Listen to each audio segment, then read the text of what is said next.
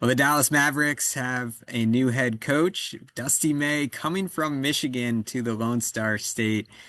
How did this develop? Because people here in Michigan are a little surprised at this development coming off the national championship. You know, Matt, the way it developed was it got tweeted out this morning. That's pretty much how it developed. Dusty May was not on the radar of any of the beat reporters here, any of the fans. However, Masai Ujiri, the new president of the Mavericks, of course, came from Toronto here. He's kind of gone outside the box on occasion before with some of his hires, but going to the college ranks and pulling out Dusty May, I don't think anyone had that on the Mavericks bingo card. He's had a pretty quick rise from FAU to Michigan, 2 seasons at Michigan, and then the national championship. And I can tell you from covering him, you're getting a very hard worker. On the court, after winning the national championship, we tried to get him to open up a little bit and reflect on what he has accomplished. And he was focused on next season already.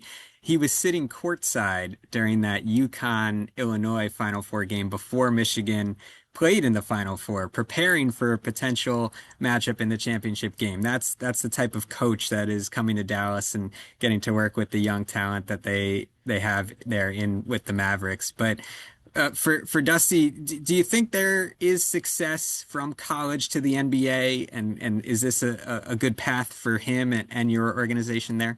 I think it can be a very good path. And in fact, that's kind of having not met Dusty May, that's what I gather just looking at his resume. This is a guy who's now 49 years old that has paid his dues as an assistant coach and even going back to his time in Indiana. Under Bobby Knight, when he first got into the ranks of coaching and doing all the grunt work. You can imagine what that grunt work is like for Bobby Knight back at Indiana. And by the way, that is another link to the Mavericks organization, him being an Indiana grad, and of course, Mark Cuban, an Indiana guy, although Mark Cuban is not involved so much now with the Mavericks, although he's still a minority owner. But I think it can work for sure. From the standpoint that he's got a great piece to work to build around in 19-year-old Cooper Flagg. And I think that's why the main reason why this job was attractive to a coach like Dusty May. What's been the reaction in Dallas? Because here fans have been kind of upset.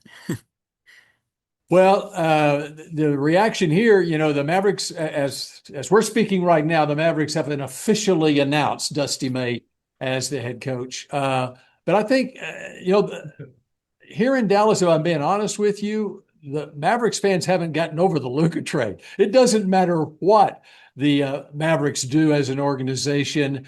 They're still mad about what happened 18 months ago with Luka leaving. Doesn't matter how great a prospect Cooper Flagg is, and it doesn't matter how great a coach Dusty May might be until he has success in postseason success along the lines of what the Mavericks were able to do a couple of years ago. They still won't get over Luka here, but at least that's his only chance of gaining favor, really, to many of the Mavericks fans here. Yeah, fresh start in Dallas, and now Michigan begins its search, and we'll see what happens with the recruits and the transfers and the returners that Dusty had coming in for this season as they try to look to go back to back. Thank you for the time tonight, Bill. Really appreciate your insight. Appreciate it. Hey, can I ask you one thing? Absolutely, please go Three ahead. things. Tell me about those three Michigan players that are in the draft and are the potential lottery picks that the Mavericks might be interested in now. Yeah, there are three pro-ready players. You got Yaxel Lendeborg, Morez Johnson Jr., and Adai Mara, all who played a huge role in that national championship team. Three starters. You saw Yaxel battling injury in that Final Four. He's got a lot of heart. He's an older college player, of course, but he is so pro-ready. And he showed that heart in the Final Four playing through the injury. He said he was never going to miss it.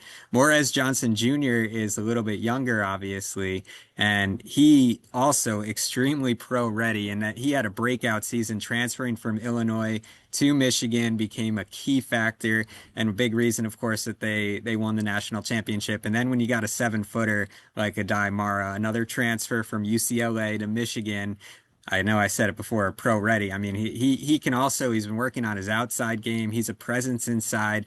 And when you've got a guy that tall, he just changes shots, right? Defensively, even if he's not blocking all of them. We saw it with Victor Wembanyama in the finals, right? That is so valuable. So whoever ends up with those three players are going to get guys who are ready to contribute right away in the NBA. And it's going to be cool for Michigan to have three guys from the same national championship winning team go pro, hopefully lottery picks on Tuesday night.